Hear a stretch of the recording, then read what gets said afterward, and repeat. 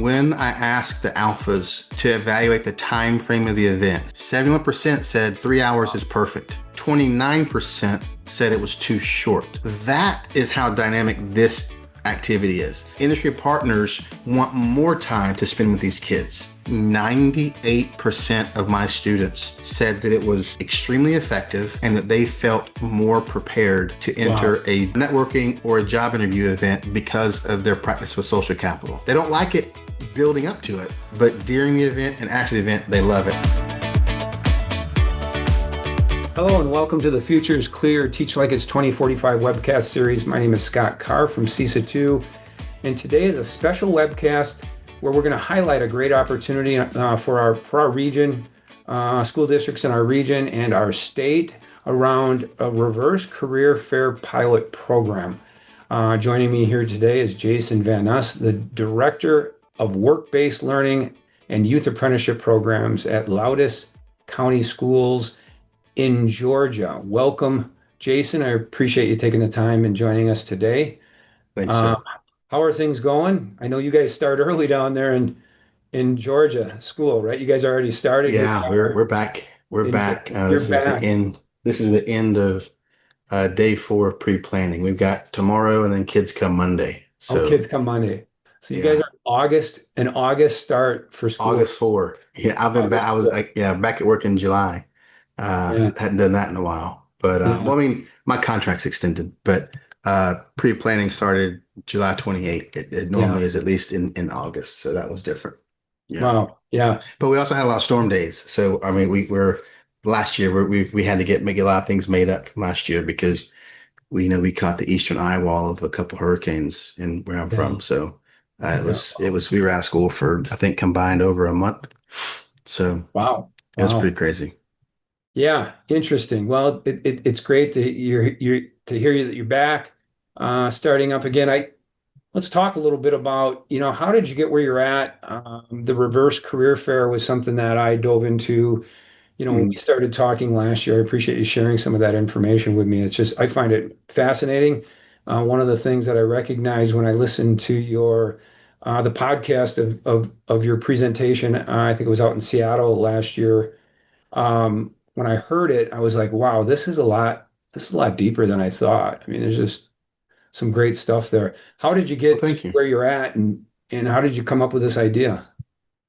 So it's the product is a result of just constant analysis of your program, if that makes sense. I know it's not really the sexy answer, but what I noticed was that as we put students, schools do a really good job, and the schools in my area, schools in your area, we do it. Like, our teachers are good. The career tech teachers are teaching students. If it's a welding program, they're learning how to run beads and grind metal, and if it's construction, build, and whatever the content area of these teachers are teaching, the kids know this stuff. But I could not find anywhere across any state, any CTE standards, where there is a standard that requires us to teach students how to self-advocate. So there was a pretty substantial gap between what the students know and being able to sell what they know, if that makes sense. Yeah. And that gap was pretty substantial. And so I guess, to put it in a real simple, crude way, the kids know the content, but they crap the bed in the interview. When they walk into a room of alphas, they shy away. Of course, we have to also remember this generation is not known for interpersonal skills. They're keyboard warriors. I mean, they're texting and so forcing these kids to come into this arena where they've spent the entire semester learning and doing these assignments I've given them and building a booth, learning how to advocate, learning how to sell their skills, learning how to market themselves, and being able to do it to people who may not be in their content area. I may have architecture students who are having to sell their skills to, the CEO of a hospital or the county commissioner. And this is less about content specific and more about how do you sell your skills. And that's what brought it into play was how do I teach these kids? How do I force engagement? How do I teach them how to take what they've learned in the career tech laboratory, whatever the area is? Our Hmm. school, we got 52 different pathways in my school. So, Wow. in a kid from me in those areas, how can I design one event that's going to serve every single area and helping the students learn how to sell their skills? And the Diverse Career Fair was the result of that kind of brain thought and collaboration. Yeah. Like I said, it's really good stuff. And I know that the podcast of you speaking in Seattle is out there, and I'll share that with people myself. But let's talk a little bit more. What is it then? What is it that you Okay, do? What does it look like? What's the preparation look like for it? And sure. yeah. So that's the fun part. The fun part is building this out. And again, keep in mind, I'm a work-based learning director and apprenticeship director. So I have kids from every single CTE pathway in my program. So Mm. this could even be leveraged outside of a work-based learning program in a content-specific area. So maybe a healthcare teacher would want to put on this event and only invite healthcare Oh, professionals or right. Yeah. alphas, or the welding teacher could bring in all the fabrication facilities and all the automotive technician plants. And so I mean, this would really be good leverage there inside of a specific content area. But what it looks like is if you think in your mind what a career fair typically is, and I Hmm. don't know if you have how long it's been since you've been to one, Scott, but typically, and again, I'm not saying somebody may have a really, really robust career fair at their school, and I apologize for stepping on their toes when I say this because I don't mean any offense, but I noticed that the reverse career fair wasn't getting it done. What you have a traditional career fair is you invite a bunch of industry professionals and businesses and what I call community alphas, and they line the room of a the gymnasium or the media center or the conference room or whatever it is they're lining the walls of. They have their tables, they have their booths, they have their flashing lights and their candy and their stress balls and all these Yeah. gadgets. And then you release students into the room, and typically you're going to have the majority of the students just kind of amalgamate in the middle. They're going to sit there and just talk, and then every now and then you're going to have some kids, some of those really high end Yeah. kids, AP kids go engage the industry or the industry professionals, and what you really have at the end is a result that is less has less efficacy than desired. You were Yeah. trying to expose the students to careers, expose the students to industry, and to build another term we'll get to later is called social capital, build that social capital. But the kids don't engage because no one's ever taught them how to engage. No one's ever taught them. I mean, beyond the handshake, here's how you tie a tie, and here's a handshake. I don't want to belittle that, but that's not networking. Like Yeah. that's not you have to practice and get comfortable doing that. And so what you have is the industry partners don't have a good experience because they've given up a day of for profit. They've lugged all the stuff in here. They've gotten set up, and they haven't gotten a chance to talk or recruit the same type of the number of students, the quantity of students that they want. And the kids don't enjoy it because Yeah. they didn't get anything out of it either. And typically the kids only come because they're trying to get out of class. And even if you did something creative like a regular career fair bingo, and if I'm coming to Scott Carr's booth because I need to get your signature, I'm genuinely trying to talk with you just long enough to get your Right. signature. Like there's Right. no genuine interaction. It's like, okay, Yeah. hey Scott, so what do you do? Okay, here, sign my card. Like I want a genuine. I wanted to really synthesize what it's like for adults to network in environments where they may or may Yeah. not be comfortable, where you may or may not know who your audience is going to be. And so the way we fixed that was we flipped the roles. I still invite alphas, but alphas enter a room, they just show up. Alphas enter a room where the students have the booth. The students have been networking and practicing and having activities and looking over a lot of their youth science data and results so they know what their strengths and their weaknesses are and they've practiced marketing themselves and networking themselves and they've got a resume and they've got this big fancy display and they've spent the entire semester doing the big things like building their booth and then doing the small things like polishing up their resume, learning how to accentuate parts of the resume, learning how Yeah. to find their strengths and drive every conversation to those strengths. I mean, the things that you and I as professionals know that quite frankly we weren't taught either. We just had to learn because we were motivated. I'm trying to relay that to the students. And so now you release the alphas into the room and they go to each student's booth. And the students have a QR code at their booth. I make that QR code. And so you come to one of my students' booths, Scott, and look, you're welcome to come down. December 10, I think this year is when we're Hmm. having that reverse career fair. I'd love to have you guys down and Be, come see it. be a good time But for me to come basically, down. I'd love it. Yeah, yeah. And a good thing is in December it's still like 75 degrees here. It'd be a good time for me to come down. But yeah, so the alphas go talk to the students when they're done conversing with the student, they scan the QR code and they leave them anonymous feedback. Feedback ranges from, "Hey, look, I really appreciated your passion about the topic, but you didn't look me in the eye once. If this were a real interview, that would dissuade me from hiring you." Or, "Hey, look, I noticed a bunch of typos on your resume." And this is not the type of, I want them to get that feedback because I am going to say, "Hey, look, you need to double check your resume." But I'm not going through at this level with Right. my third level students Yeah. and like red pinning their resume. If they aren't embarrassed to hand a resume to somebody that has typos, then there's nothing I can do to fix that. That is the assignment. And if they want to short the effort and not put in a lot of effort into building their booth, they could very well be next to someone who has done some pretty unique things. And so here's just a couple of examples. A lot of kids tend to bring in trifolds, and I'm like, look, you can have a trifold, that's fine, but please, that should not be your presentation. Like Right. this is not third grade science fair. Like I want some, so I encourage them to bring that in, and I'm like, look, if you hand draw on a trifold, you're going to be embarrassed because you're going to be next to someone. Here's a couple of examples. I had a student one year. He was a an electrical student. He was an electrical apprentice for a local contractor here. And so instead of building a trifold, he went home and he built a 4 foot by 8 foot, or 4 foot by 6 foot. He scaled it down, 4 foot by 6 foot wall to code. He wired up an electrical panel, wired up a light, a ceiling fan, and a circuit breaker, had an outlet in it. So when Scott Carr came to his booth, he would say, "Hey, look, would you like to charge your phone while we talk?" And you'd plug your phone into the phone charger that was plugged into the outlet, and he had the ceiling fan working. What Wow. a that's what and if I'm being honest, that kid is what I affectionately call my knuckle. He was one of my knuckleheads. Man, I could not get him to turn any Yeah. assignments in.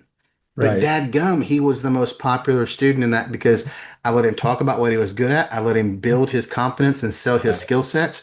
And I didn't say, bring in a trifold, bring in this. I said, you need to sell your skills however is best sold. I had another student who wanted to own a land clearing business. So he built like an adult sandbox. I mean, it was probably 5 feet long by 3 feet wide. And he went out and got, some little trees and had a little remote control excavator that people could play in while he was talking to them or while they were waiting to talk to him. I've had an automotive student bring in an engine and a drip pan, and he was having, the participants like help take, the engine apart and Wow. explain to him what Yeah. it was. Like this is what changes kids' mentality, and it's also what changes your industry's mentality because you may have some alphas come to do this event for you and they really don't, they're there because someone told them to come or they're there because they don't want to say no, but then they actually see the level of talent that's coming out of our high schools. And for someone like me whose job is to place those students in industry and get them apprenticeships, that's unparalleled. Like so that's what it is. It's you're Yeah. flipping the roles. I can force the students to engage with employers because employers are coming to them. The kids can't leave. They have to man their booth. Then at the end we do that's the formal networking part of it. And then at the end, Scott, we do an informal networking part of this where they get to pick seats and we have a formal catered dinner um, where they get to either do what you and I would do. If we're at a conference trying to sell our skills, I can either say, "Oh, I met that Scott guy. I'm gonna go sit next to him and take that conversation deeper." Or I can say, "Hey, I didn't meet that Susan lady. I'm gonna go. I've already met Scott. I've Mhm. got his information. I'll go deeper with him later. I'm gonna go meet Susan." And that we have to make those decisions all the time. Do I go deeper with a contact or do sit next to people I didn't get a chance to meet? And so we go through that, and that's the second part of the event is over dinner or over a lunch. The kids learn how to sell their skills and themselves and market themselves and advocate for themselves in a casual environment because we all know you make the formal impression at the conference on stage, whatever, but checks are signed over dinner checks are signed on the golf course, at a restaurant. Right. That's where deals are made. And so I'm trying to teach the kids the nuance of that with, within the confines of public education is what it is. So Yeah. that's the event. Yeah, there's a lot more detail to it, but overall the meta narrative of that is Yeah. how I would explain it. Yeah, that's really good stuff. I mean, the what you're identifying not only is that social capital building, but the economic Hmm. mobility, the being able to create your own future versus, questioning yourself and Yep. putting your skills to task in front of real people. I mean, Yeah.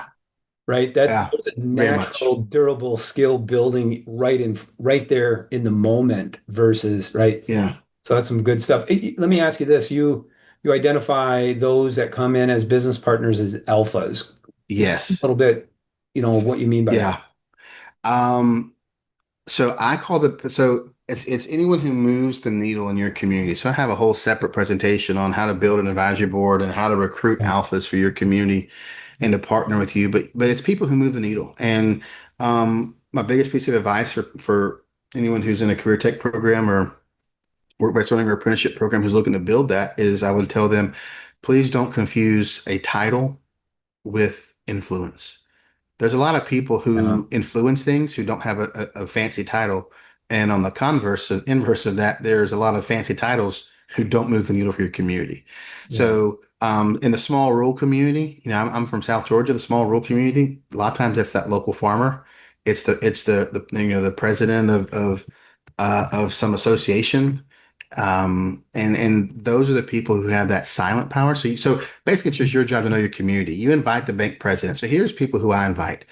Um, County commissioners, elected officials, the mayor, they all come almost every single year. They come. State politicians, I've had one or two of those come every single time Mm. we've done this. My board members on my board, I have an area representative for our nationally elected or federally elected uh, House of Representative Austin Scott. His area representative Mhm. is on my board. He's there, and then local business owners, people who come, and I just try to make it as busy as possible. So I've got all these alphas, and I tell them bring whoever you want to bring from your business or from your Mm. area, and come talk to the kids, and we meet off campus. We don't meet on school because I want the kids to feel like this is an actual event. So we go to the conference center. They're one of our big partners. Our local chemical company, CJB Industries, Mm. they sponsor the event. So it's them and the Rainwater Conference Center sponsor it. And again, that's all part of the alpha game that you ask about is getting Yeah. people involved. Hunt Industries and Alloy Vessel, they're a very large company that does a lot of construction, a lot of welding, a lot of metal fabrication. They have jumped on board last spring and sponsored an event. I mentioned the dinner. Some of the feedback that I got from the students from the lunch Oh, was, yeah. well, you didn't teach us how to eat. What are all these forks for? And I was like, oh, teacher fail. I didn't, you're Yeah. right, I didn't. So Hunt Industries sponsored bringing down a company from Athens, Georgia called Perfectly Polished. And they do etiquette training, all the way from, elementary, middle schools, all the way up to like Fortune 500 companies. Oh, They wow. travel all over the country and do etiquette training. And so they came in and did a social etiquette training, teaching people how to be social. And then we paused and had lunch and they taught us, how to have that professional dining etiquette, how to table manners. So yeah, I mean that's what I mean is the alphas, like even all the way down to perfectly polished. Like it's a small company, but they're big time. The Mm. owners of these companies are coming in, and this was never designed to be a hiring event, Scott, but it turned into one because Mm. our kids are talented and industry was impressed. I think every one of the last three events that I've done, I've had a student hired. This last time, I had the mayor meet a young architecture student, and he called a friend of his Oh, wow. who Yeah. owned an architecture firm. Was like, "Hey, look, they closed the doors in 45 minutes. You got to get up here and meet this girl." And she was graduating, going off to college, but they had talked and networked, and that's what it is it's a dual event. I want to go back just a second and talk about that's the role alphas play. When you get alphas who come to your program and they know they've bought into you, they've bought into your program, they see your students, they become an unquantifiably valuable marketing Mhm. force. They're the ones who are telling their buddies, and you got to go check this program out. Um, so yes, it's the alphas, but also it's these are people. I still have alphas who come back and ask me about my young student. His first name was Coleman, 3 years ago. The one who built the wall with a ceiling fan and stuff. Mhm. And I'm like, so this kid, and he's not a kid anymore, he's a man, but this young man has developed a social capital network that is pretty much unrivaled by most 20, 21 year olds. I mean, I've given him access to, and these people remember him because he was so impressive. But the most influential people in my community, business owners, Wow. elected officials, county commissioners, you know, chamber presidents, the Economic Development Authority, CEOs and executive directors, and they're like, "Hey, how's Coleman doing?" And I'm like, "I was doing great. Like, doing great." But this kid, if he called the mayor now, the mayor knows his name.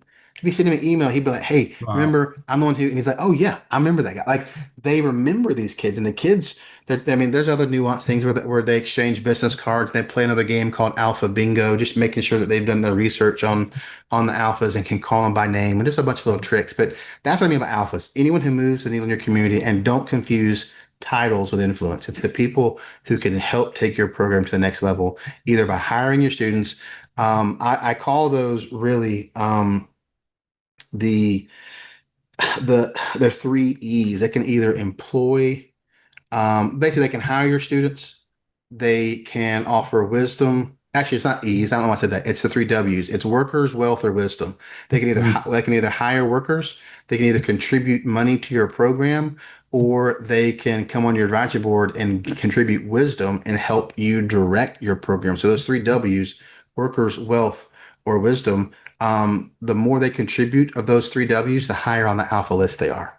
So Yeah. if there's someone who's willing to contribute wealth and wisdom to my program, great. If there's someone who's willing to do that and hire my students, they've got all three of my W's covered. So Wow. that's how I kind of look at those alphas, and if there's an industry I'm trying to penetrate but I can't get in, I'm going to invite a lot of those people to come see Mhm.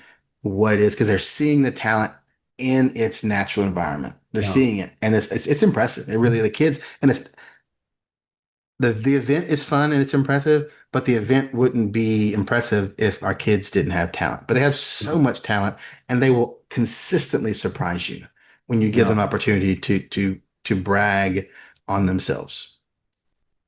Yeah, I'm about to tell you, like I said before, I'm very impressed with what it is. And well, what we'd like to do, and let's talk a little bit about, when I reached out a while back here to say, hey, would you be interested in helping support? We'd like to do, maybe do a pilot where we get a cohort of schools that might want to tackle this type of an event, which we're going to do. So let's talk a little bit about that. I want to Sure, just let our listeners know what that's going to basically look like. So sure. what we're looking at doing, right, is we're going to advertise this out as a pilot. I'm going to start to do that shortly here within the next couple of weeks.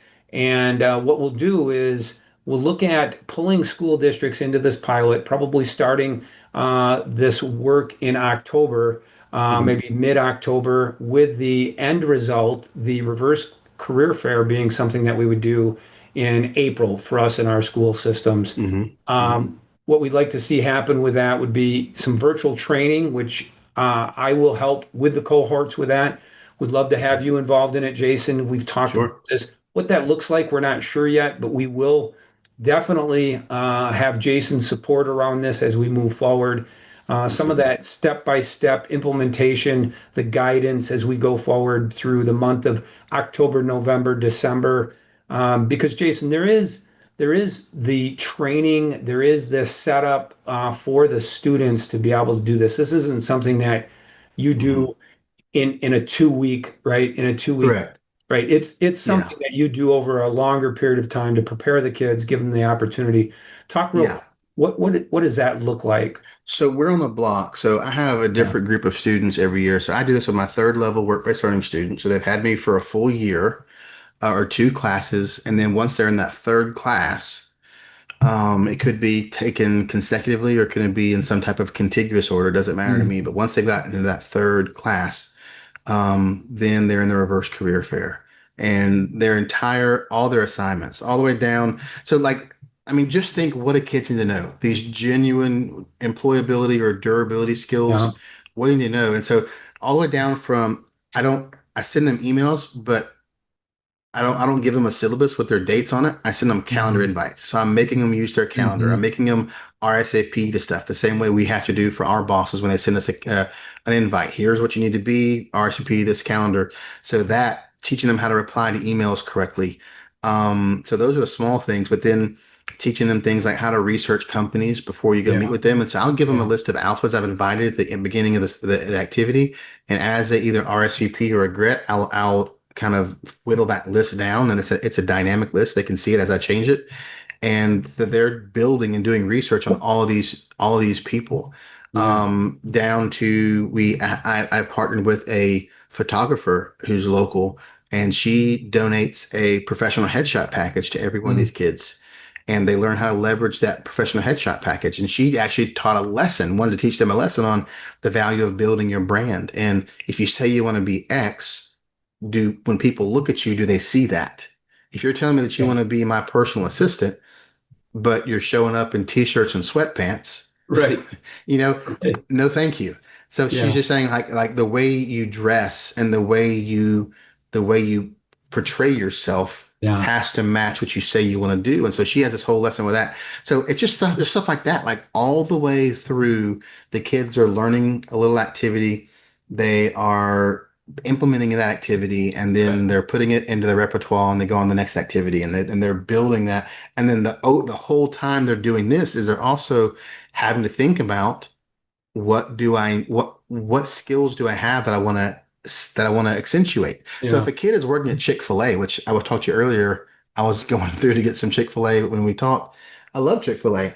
But if a kid's working at Chick-fil-A, but they really want to be a school teacher, I'm like, you're not selling yourself as a Chick-fil-A employee. Right. You're selling Right. yourself as a school teacher, and you may have some lessons you learned at Chick-fil-A. Yeah. But if you're working at an accounting office, but you really want to be a surgeon, well, there's no apprenticeship I can align for a student who wants to be a surgeon. You can't cut on people without a license. So I have to get them an adjacent job. So I mean, you're not always selling the skills of the job that you have in my program. You're selling the skills of what you want to do when you graduate. And the biggest tool, I don't know if this is the time to talk about it now. You cut me off if it's not, but the biggest engine for this event for me is the U Science program. That is the best Yeah. Yeah. engine that I have because it gives students it exposes doesn't just reveal their interests, which most of the students already know, but also exposes their aptitudes, which is how likely and quickly they are to be able Yeah. to adapt to a new skill set in that area. And so I can tell the students go in, they can look at their describe you section, which gives them words and verbiages and lines and descriptors and statements on how they think and how they do based on these 11 different things. It's such a robust data yield that the students go through and they build out their profile and they actually have data to to to build these conversations on. And I tell them if they ever get stuck, I say memorize two or three things that are your biggest strengths in youth science. And if you get stuck, just come back to that.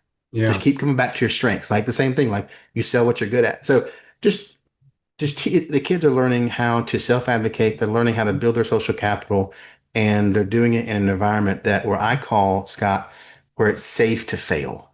I Yeah. want them to be able to, because the purpose of this assignment is to fail, right? Or surprise me and just be really good. I know that sounds, Right. teachers like, Right. oh gosh, you want them to fail. Growth.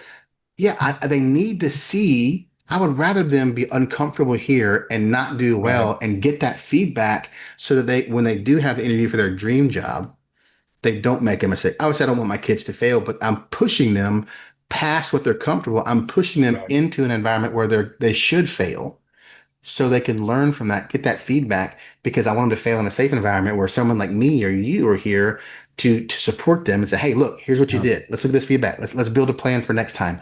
and let them go through and do it. So that's the idea behind it. Is I want them to fail in a safe environment with a ton of supports and with real people while learning how to self-advocate and build their social capital. So Yeah. it's multifaceted. Yeah, definitely an experiential based approach. Yeah, you had mentioned U Science, and we definitely are looking at. I've reached out to them, talked with Michael the other day, and potentially would like to see, maybe even a partnership with that as we move forward. Because talk a little bit more, real quick. What this is Sure. going to be is that guided pilot program. As I said, it's going to run October through mid-April-ish, with the culmination of each participating school district being able to host their own reverse career fair. That's really Yeah. the goal. We're going to definitely offer those resources and help the districts be able to create that program over that time to be able to prepare their students. So we're going Yeah. to look at different student preparation resources, that employer engagement strategies. Definitely Hmm. going to lean into yourself with some of those types of things, Jason. Like we said, we're not quite sure how we want to kind of coordinate this over those months. There will be some check-in times potentially. Depends how big this gets, but we're hoping that we get a bunch of schools that are interested, and we're able to, kind of partner together, help support those school districts as we move forward at the end of it to go through that experience so they can really benefit and have great impact for their students. So that step-by-step process and guidance as we go along is something that you and I are going to give these school districts. So really appreciate it. I'm And excited let to, me say one more yeah, thing. Can I you say one bet. more thing? I don't want to take it too long. Like for schools who really struggle attracting business partners to come in, I want to give you this one piece of data. Just one, and this is so telling to me. Yeah. When I ask the alphas to evaluate the time frame of the event, so I'm asking them to be there for 2.5, almost 3 hours, from 10 to 1, basically. By the time they go through the event, and so I'm asking them to give it 3 hours. 71% said that the window was perfect. 3 hours. 71% said 3 hours is perfect. 29% said it was too short. Oh, 29% said they wanted to spend more time wow. with. That is how dynamic this activity is. Wow. That industry partners want more time to spend with these kids. They want to spend more time and give more time. And I'm not paying them to come. So that's that one piece of information Yeah. from the alpha side that really makes it dynamic. And I think just to date, 98% of my students said that it was extremely effective in terms of overall effectiveness and that they felt more prepared to Wow. enter a networking, a social cap or networking or a job interview event because of their practice with social capital. And so you know how cynical kids can be. And this is Yeah. self-reported data. I, So, I mean, I've asked them, said, look, I'm not grading your feedback. If the event sucked, please tell me and I'll change it. And that's kind of where it's gone. So students, they don't like it building up to it, but during the event and after the event, they love it and the alphas love it. So I would yeah. leave those two pieces of data for anyone who's on the fence about getting in partners, engaging your students with real world activities and getting partners involved. The data that I've collected over my 4 or 5 events of doing this, it's so I keep doing it. The data, Yeah. it's there. Yeah. The power in partnerships is very strong, and you're proving it. We really appreciate it, Jason. Yeah, I'm looking forward to it. We'll see what we get as we go forward. You've been a good friend over the last since meeting you. I really appreciate it. Um, your innovation in our area of work is outstanding. Keep up Thank the you. great work. So, I appreciate your yeah, support. appreciate it. Thanks for joining, and thanks for explaining. And we'll see where this goes. Absolutely. Have a blessed day. Yeah, you bet. Thank you, everybody, for listening. And remember, the future is clear. Take care.